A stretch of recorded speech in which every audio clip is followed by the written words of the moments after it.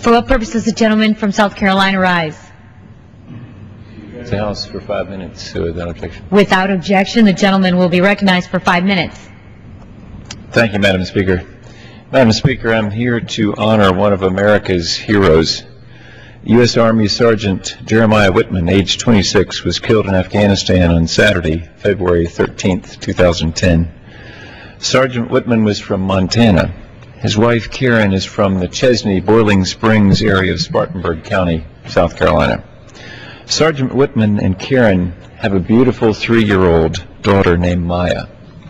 I got to play in Maya's dollhouse when I visited their grandparents' home recently. More on that in a minute.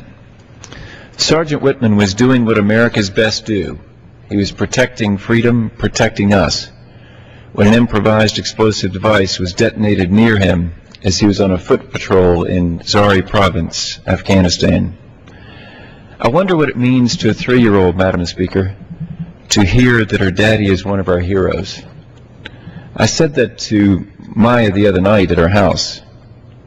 I know she heard it from others because we're very patriotic people in the upstate of South Carolina, Madam Speaker.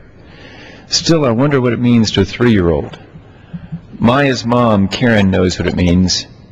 She knew what it meant when representatives of the U.S. Army showed up at her parents' front door dressed in Class A's. She knows that this Saturday, an Army officer will kneel beside her and say that the President of the United States and a grateful nation stands in appreciation of the honorable and faithful service of her husband, Jeremy. Devoted spouses like Karyn and self-sacrificing parents like Sergeant Wittman's know that service means the possibility of not coming home safe and sound, the possibility that the last full measure of devotion will be given on a battlefield far from home. The people of the upstate of South Carolina and Montana know what it means. It means that we must live our lives in gratitude to America's best, the ones who come home unscathed, the ones who come home with scars, and the ones who come home in solemn honor. But what does it mean to Maya? Well, Madam Speaker, if you'll indulge me, I'll try to say what it means in a letter to Maya. Dear Maya, that's an awesome dollhouse you have in the living room at your grandma and grandpa's house. Thank you for letting me see the cool things you got in there. I like the computer a lot, and the lights over the door to your doll tent are awesome. Thank you for showing me the pictures of you and your daddy. I guess you've noticed by now that grown-ups like us cry sometimes when we hear you say that your daddy's in heaven. It's not that we're not happy for him. You know better than us grown-ups that your daddy can trust God to dry every tear. It's just that we're overwhelmed by the gift you've given. You and your mom and your grandparents have given us they're given the rest of us the gift of your dad's life. He was in Afghanistan protecting you and your mom mostly, but he was also there protecting me and my family and all American families. So if you see a lot of people crying, it's the only way we know to show how much we care, how much your dad's sacrifice, how much your sacrifice means to us. A sergeant like your dad told me recently, when I see good things at risk, I'm inclined to fight for it.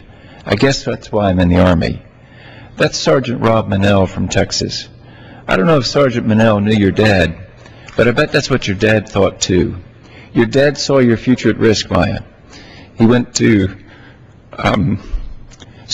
fight for you and for me and for all of us.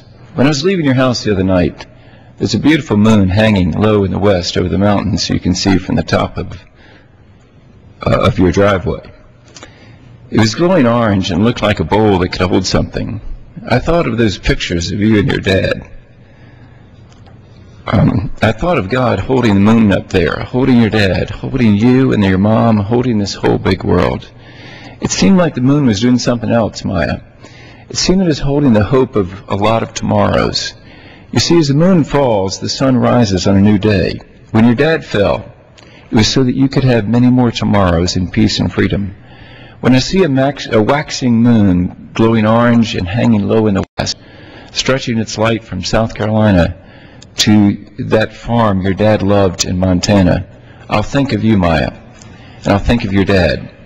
And I'll pray for many tomorrows for you and for the country your dad loved. Thank you, Maya.